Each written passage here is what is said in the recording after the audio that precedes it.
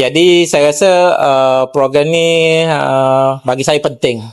Kan? Walaupun nampak macam minum Nescafe saja kan, tapi penting untuk menghargai staf-staf kesihatan lah terutamanya. Disebabkan oleh kalau macam dulu, saya ingat sepanjang saya dah bekerja nearly 25 years kita tak pernah ada lagi, tak pernah ada program-program semacam ni.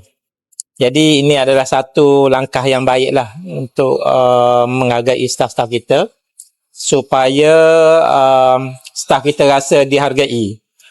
Kadang-kadang dia bukan nak terima kasih pun, dia nak something yang kita hargai untuk diorang. Saya memang mengalu-alukan badan-badan korporat mana-mana datang untuk buat program macam ni supaya kita sentiasa ada hubungan kan, ada hubungan dengan korporat yang bawa kita kepada orang ramai. Jadi orang akan sedar kerja tugas-tugas kaki tangan kesihatan ni. Dulu masa COVID semua orang sedar. Betul tak? Semua sedar Barisan Harapan. Then after COVID dah habis, semua orang lupa. Bahawa kami ni bukan Barisan Harapan dah. Sebenarnya kami sentiasa Barisan Harapan.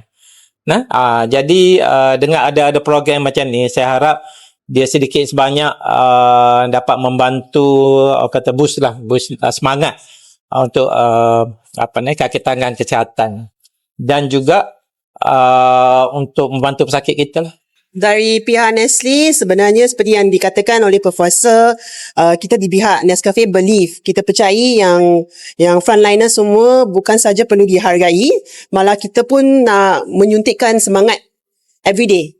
So walaupun dengan secawan Nescafe, kopi, simple sebagaimanapun, yang recharge moment tu important sebab kita pun kena kerja, and for pihak-pihak hospital on call lama-lama. So for us, kita pun nak sokong dan seperti mana yang dikatakan tadi, inisiatif ni dah bermula sejak Mei.